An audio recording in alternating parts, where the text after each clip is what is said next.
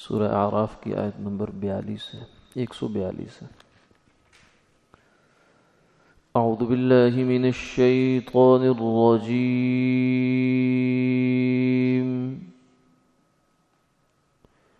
بسم اللہ الرحمن الرحیم۔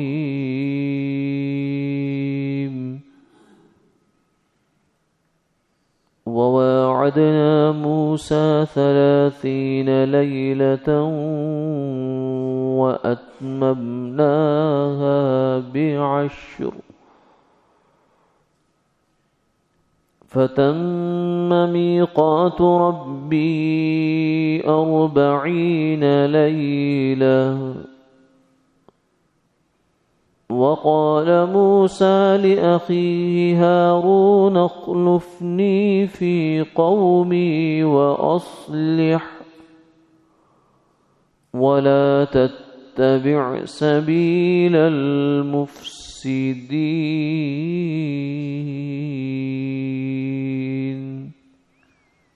صدق اللہ العظیم۔ اور وعدہ کیا ہم نے موسیٰ علیہ السلام سے 30 رات کا، اور پورا کیا ان کو اور 10 سے، پس پوری ہو گئی مدت تیرے رب کی 40 راتیں۔ اور کہا موسیٰ علیہ السلام نے اپنے بھائی سے ہارون سے کہ میرا خلیفہ رہ میری قوم میں، اور اصلاح کرتے رہنا اور مفسدوں کے راستے پر مت چلنا۔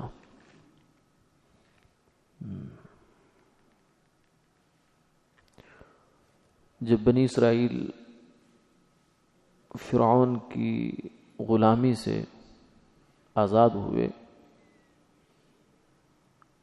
اب انہوں نے اپنے پیغمبر موسیٰ علیہ السلام سے یہ درخواست کی کہ اب ہم آزاد ہیں، اس لیے اب ہمارے اوپر کوئی رکاوٹ نہیں ہے اللہ کے احکامات پر اور شریعت پر چلنے ہے، اس لیے ہمیں کوئی شریعت دی جائے۔ موسیٰ علیہ السلام نے اللہ تعالیٰ سے درخواست کی کہ اب یہ قوم شریعت مانگ رہی ہے، تو اللہ تعالیٰ کی طرف سے یہ وعدہ ہوا کہ آپ ایسا کریں، 30 روز کا اعتکاف کریں آ کر کوہ طور پر، تو پھر آپ کو کتاب دے دی جائے گی۔ چنانچہ موسیٰ علیہ السلام اللہ تعالیٰ کے حکم پر چل پڑے، اور ہارون علیہ السلام کو جو ان کے بھائی تھے فرمایا کہ اخلفنی فی قومی، میری قوم میں میرا خلیفہ بن کر رہنا، جانشینی کا حق ادا کرو، وَأَصْلِحْ، اور اصلاح کرتے رہنا، وَلَا تَتَّبِعْ سَبِيلَ الْمُفْسِدِينَ، مفسدوں کے شریروں کے راستے پر مت چلنا۔ اس آیت مبارکہ میں کئی چیزیں قابل توجہ ہیں۔ ایک تو یہ ہے کہ موسیٰ علیہ السلام باوجود کہ اللہ کے پیغمبر ہیں اور العظم پیغمبر ہیں، کیونکہ سب سے بڑا رتبہ سرکار دو عالم صلی اللہ علیہ وسلم کا ہے، پھر اس کے بعد سیدنا عیسیٰ علیہ نبینا وعلیہ السلام کا ہے، اور پھر ان کے بعد سیدنا موسیٰ علیہ السلام کا رتبہ ہے۔ تو یہ 5 اولو العظم پیغمبر ہیں جن میں موسیٰ علیہ السلام کا نام بھی ہے، یعنی یہ رسولوں میں سے بھی اعلیٰ درجے کے، اس سے نیچے پھر رسول ہیں 313، پھر انبیاء علیہ السلام ہیں۔ تو ان سے بھی کتاب دینے کے لیے ان کو اور شریعت دینے کے لیے اللہ تعالیٰ نے کچھ نہ کچھ ایک وقت مانگا ہے کہ جب ملے گا، جب آپ کچھ نہ کچھ وقت نکالیں، کچھ قربانی کریں، کچھ محنت کریں، کچھ مجاہدہ کریں۔ تو ہم اگر کچھ اللہ سے حاصل کرنا چاہیں تو آج ہم جو ہے ہمارا حال وہ ہوتا ہے صلی الحائق رکعتین وانتظر الوحی، کہ کسی صاحب سے کسی بندے نے یہ کہا کہ تم نماز پڑھو تو اللہ تعالیٰ کا تمہیں تعلق مل جائے گا، پھر جو چاہو اللہ تعالیٰ سے منوا لو۔ جو چاہو مانگ لو، تمہارے سارے مسئلے حل ہو جائیں گے۔ تو اس نے کیا کیا، 2 رکعت نماز پڑھی وضو کر کے، اور 2 رکعت نماز کا سلام پھیرنے کے بعد آسمان کی طرف دیکھنا شروع ہو گیا۔ کسی نے پوچھا کیا دیکھتا ہے؟ کہتا ہے میں انتظار میں ہوں کہ جبریل علیہ السلام کب نازل ہوں گے۔ یعنی رکعتیں 2 پڑھی ہیں ابھی تک، اور انتظار جبریل کا ہے۔ یہ تھوڑا سا کام کرنا، تھوڑی سی محنت کرنا، بلکہ وہ بھی نہیں کرنا۔ اگر کسی آدمی کو یہ کہہ دیا جائے کہ کوئی پریشانی ہے، کوئی مصیبت ہے، تو بھائی یہ کام کرو، یہ عمل کرو، کچھ دن تو کرو کم سے کم، تو اس بات پر بھی نہیں آتا۔ وہ کہتے مجھے تعویذ لکھ کے دے دو، مجھے کوئی دم کر دو، بس مجھے کرنا کچھ نہ پڑے۔ کرنے کرانے کی طرف بات نہ لے جائیں، ویسے کوئی آسان سا فارمولہ، بالکل شارٹ کٹ قسم کا کوئی بات ہے تو وہ بتا دیں مجھے۔ تو موسیٰ علیہ السلام جیسے جلیل القدر پیغمبر کو اللہ تعالیٰ یہ فرما رہے ہیں کہ تورات لینے کے لیے، شریعت لینے کے لیے 30 دن تک آپ کو ہمارے پاس آنا پڑے گا، اور خلوت میں رہنا پڑے گا، اعتکاف کرنا پڑے گا، کسی سے کوئی کلام نہیں، کوئی سلام نہیں، کوئی بات نہیں، کوئی چیز نہیں، خلوت۔ جیسا کہ سرکار دو عالم صلی اللہ علیہ وسلم بھی خلوت میں رہے، کوہ جو غار حرا ہے وہاں ایک طویل عرصہ آپ نے خلوت کا گزارا ہے۔ تو موسیٰ علیہ السلام کو بھی اللہ تعالیٰ یہ فرما رہے ہیں۔ تو اس لیے کچھ پانے کے لیے کچھ کھونا پڑتا ہے، بغیر کچھ کھوئے انسان کچھ پا نہیں سکتا، وہ پھر باتیں ہی رہ جاتی ہیں، خواہشات ہی رہ جاتی ہیں۔ جیسے فرمایا الکیس من دان نفسہ وعمل لما بعد الموت، سمجھدار آدمی وہ ہے جو اپنے آپ کو قابو میں رکھے اور موت کے بعد آنے والی زندگی کے لیے کچھ کام کرے، باتیں نہیں کرے صرف۔ اور بے وقوف آدمی وہ ہے جو اپنے آپ کو خواہشات کے پیچھے لگا دے۔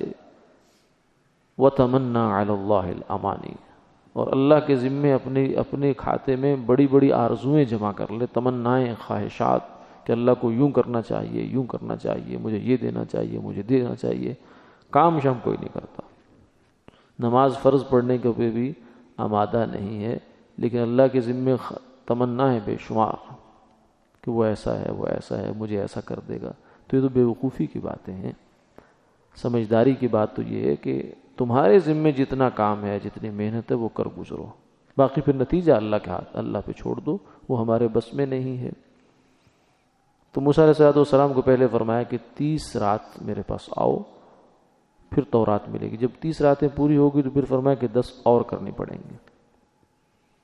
تو اس میں بھی ایک سبق اور پیغام ہے کہ اگر جو بات ایک دفعہ ہو جائے، اگر اس میں کچھ تبدیلی بھی ہو جائے تربیت کے تعلق میں، تو اس سے دل برداشتہ نہیں ہونا چاہیے۔ یہ بعض دفعہ امتحان ہوتا ہے کہ پہلے جناب اتنا کہا، پھر اتنا کہا۔ موسیٰ علیہ السلام نے یہ نہیں فرمایا کہ یا اللہ جی یہ کیا، نعوذ باللہ مذاق ہے کہ پہلے آپ نے 30 راتوں کا وعدہ کیا، اب آپ کہتے ہیں 10 اور کرو، پوری 40 راتیں کرو۔ ایسی کوئی بات نہیں کی، اللہ تعالیٰ کی طرف سے حکم آیا تو آیا بس۔ باقی یہ 10 سے 30 سے 40 میں کیوں تبدیلی ہوئی، اس پہ مفسرین نے بہت کلام کیا ہے۔ بعض رات نے یہ فرمایا کہ موسیٰ علیہ السلام نے ایک طویل روزہ رکھا تھا 30 دن کا، تو جب اللہ کے حضور حاضر 30 دن کا اعتکاف پورا ہوا روزے کے بعد، تو انہوں نے روزہ افطار کیا تو مسواک بھی کی، جس کے نتیجے میں ان کے جو منہ کے اندر ایک بھوکا رہنے کی وجہ سے ایک باس سی ہوتی ہے، وہ ختم ہو گئی۔ تو اللہ تعالیٰ نے فرمایا کہ یہ کیوں ختم کر کے آئے تم، مجھے تو یہی پسند تھی تمہاری باس، باس جو آتی ہے منہ کے اندر سے بھوکا رہنے کی وجہ سے، ویسے کسی معدے کی خرابی کی وجہ سے نہیں، یا نہ ہی دانتوں کی کوئی زخم ہو، وہ نہیں، بلکہ روزے دار کی لخلوف فم الصائم اطیب عند اللہ من ریح المسک، فرمایا کہ روزے دار کے منہ کی یہ جو بو ہے، یہ اللہ کو خوشبو سے زیادہ پسند ہے، مشک سے زیادہ پسندیدہ ہے۔ یعنی جتنی ہم لوگ اعلیٰ سے اعلیٰ خوشبو سمجھ سکتے ہیں اپنی زندگی میں، اس سے بھی بڑھیا ہے اللہ کی نظر میں۔ تو اس لیے اللہ نے حکم دیا کہ ہم مزید دوبارہ وہی کیفیت پہنا کر آئیں، تو اس کے لیے پھر 10 دن گویا کہ دوبارہ واپس جانا پڑا۔ یہ اگرچہ الگ بات ہے کہ مسواک روزے میں جائز ہے، اس کا امت محمدیہ کے لیے حکم نہیں ہے، یہ موسیٰ علیہ السلام کے لیے ہو سکتا ہے، انہی کی شریعت میں ہوگا۔ بہرحال کئی وجوہات اور بھی لکھی ہیں حضرات نے، تو خلاصہ یہ ہے کہ اللہ تعالیٰ نے پھر 40 دن کا یہ وعدہ پورا کیا اور پھر موسیٰ علیہ السلام کو تورات عطا فرمائی۔ تو اس سے تیسری بات یہ معلوم ہوتی ہے کہ 40 دن کا جو عدد ہے اس کو خاص دخل ہے انسان کی روحانی تبدیلی میں، روحانی کسی حاصل اچیومنٹ میں یا کوئی تبدیلی حاصل کرنے میں ایک خاص دخل ہے اس عدد کا۔ یہی وجہ ہے کہ رسول اللہ صلی اللہ علیہ وسلم نے ارشاد فرمایا من اخلص للہ 40 یوما جرت علی لسانہ ینابیع الحکمہ، کہ جو بندہ اللہ کے لیے 40 دن خالص گزار لے تو اس کی زبان سے حکمت کے چشمے جاری ہو جاتے ہیں، یعنی وہ پھر عام آدمی نہیں رہتا جو پہلے ہوتا ہے، بشرطے کہ صحیح وقت گزارا ہو۔ اسی سے پھر آگے امت میں ایک چلہ کا تصور پیدا ہو گیا کہ چلہ کاٹا ہے، چلہ کیا ہے، چلے میں گیا ہے، چلہ کمایا ہے، کچھ نہیں کمایا، کچھ گنوایا، یہ ایک پوری ایک جو ہمارے ہاں پھر آگے کچھ شاعری میں کوئی صوفیاء کے ہاں یہ باتیں آئیں، تو اس کے پیچھے بنیاد یہ 40 دن ہے۔ اور ویسے بھی انسانی تخلیق پر اگر غور کیا جائے، قرآن پاک میں بھی ہے، حدیث پاک میں بھی آتا ہے کہ 40 دن تک نطفہ ہوتا ہے، یعنی ایک خاص مرحلہ ہے، پھر اگلا 40، پھر اگلا 40، 3 40 پورے ہو جاتے ہیں، 3 چلے پورے ہوتے ہیں تو انسان کا جسم اس حالت میں آ جاتا ہے کہ اس میں روح پھونکی جا سکے، تو روح پھونک دی جاتی ہے اس کے اندر۔ تو انسان اگر کچھ تبدیلی چاہے تو پھر اس کے لیے کچھ نہ کچھ بہرحال ہے۔ چوتھی بات جو یہاں ہے وہ یہ ہے کہ تذکرہ ہوا 40 دن کا، لیکن قرآن پاک کہتا ہے 40 لیلہ، 40 راتیں ہم نے مانگی تھی موسیٰ علیہ السلام سے۔ تو اس میں 2 جو ہیں پہلو ہیں، ایک تو یہ ہے کہ شریعت کی نظر میں جو دن ہے اس کی ابتدا اصل میں رات سے ہوتی ہے، گویا کہ رات اصل ہے، دن اس کا نتیجہ ہے۔ رات قم اللیل الا قلیلا نصفہ او انقص منہ قلیلا او زد علیہ ورتل القرآن ترتیلا انا سنلقی علیک قولا ثقیلا ان ناشئۃ اللیل ہی اشد وطئا واقوم قیلا ان لک فی النہار سبحا طویلا، کہ میرے محبوب رات کا جاگنا جو ہے یہ بڑی مفید اور مؤثر چیز ہے، اور دن میں پھر آپ کو لمبا تیرنا ہے۔ تو رات کو اصل فیصلے جو ہیں وہ رات کو ہوتے ہیں جو انسان اللہ سے مانگ لیتا ہے، دن کو تو ان پر عمل درآمد ہوتا ہے، منظوریاں رات کو ہوتی ہیں۔ ہم سمجھتے ہیں کہ شاید دن کو منظوری ہوتی ہے، نہیں، منظوری رات کو۔ اللہ تعالیٰ کے حضور اگر کوئی اہم بات ہو، کوئی اہم واقعہ ہو، کوئی مسئلہ ہو، تو اس کے حضور رات کو اٹھ کر مصلی بچھانا چاہیے، آنسو بہانے چاہیے، اس سے مانگنا چاہیے، اور خوب زور کے ساتھ، پورے یقین کے ساتھ مانگنا چاہیے، جو ہے نا یہ اوپر سے نہیں، اور نہ ہی اس خیال سے کہ پتہ نہیں ہماری قبول ہو کہ نہ ہو، نہیں، اللہ تعالیٰ کے ہاں سب قبول ہیں، سب قبول۔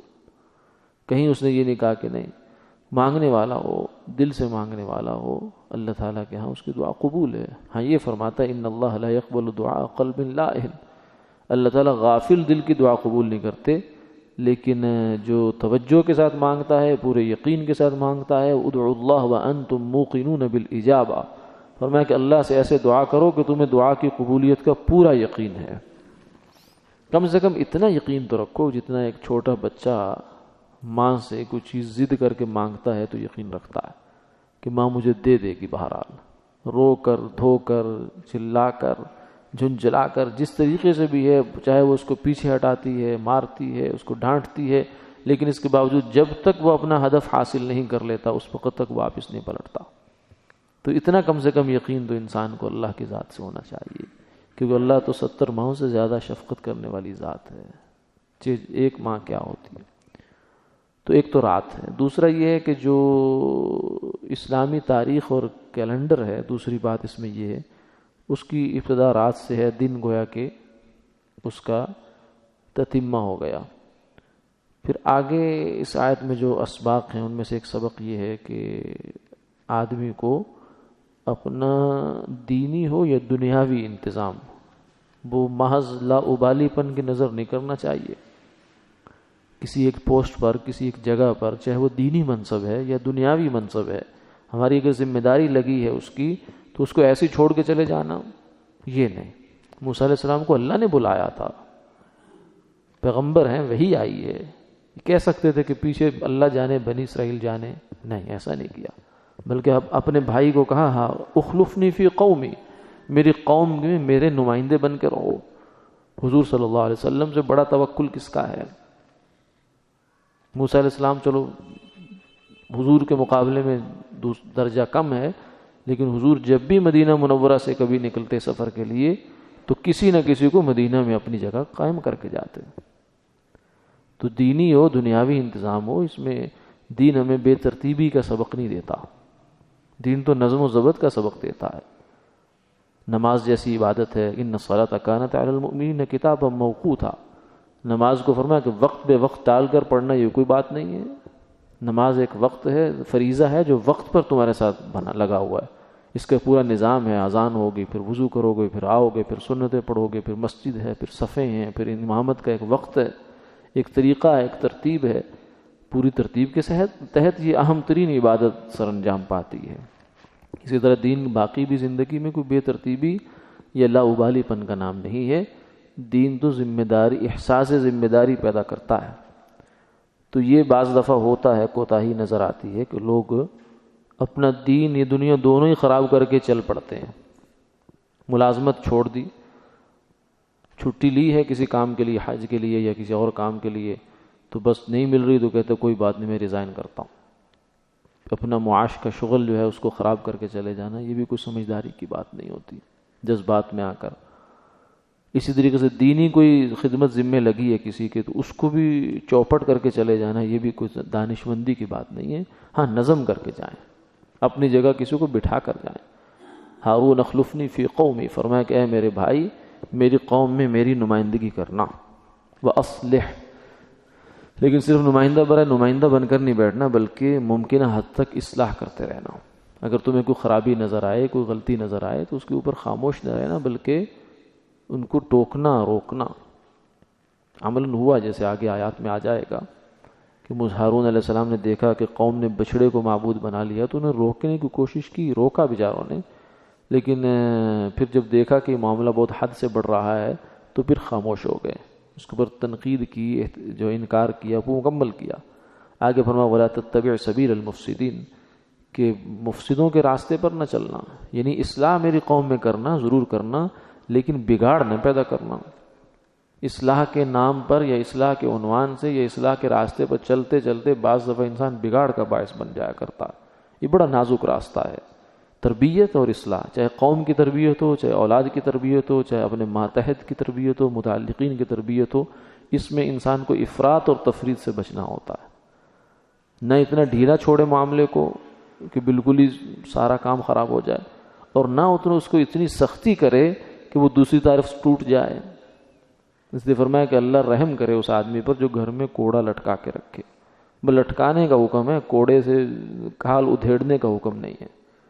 بعض دفعہ جو ہے نا ہم اس تربیت کی نہیں، اول تو غفلت غفلت غفلت غفلت ہی چلتی رہی. شروع ہی سے جب پودا چھوٹا ہوتا ہے تو اس وقت دھیان نہیں دیا کہ اس کی تو شاخ ٹیڑھی ہو رہی ہے، اس کا تنا ٹیڑھا ہو رہا ہے، کل کو جا کر خراب کرے گا. لیکن جب ٹیڑھا ہو گیا تب کلہاڑی لے کے پہنچ گئے. شروع سے دیکھنے کی چیز ہوتی ہے کہ آہستہ آہستہ آہستہ. اس لیے فرمایا تربیت بڑا حوصلہ مانگتی ہے، بہت برداشت مانگتی ہے، بہت صبر مانگتی ہے.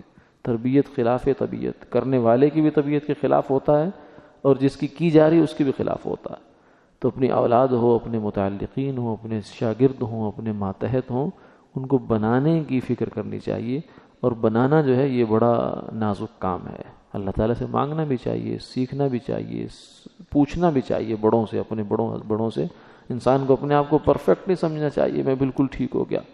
وَفَوْقَ كُلِّ ذِي عِلْمٍ عَلِيمٍ، ہر جاننے والے کے اوپر ایک جاننے والا ہے.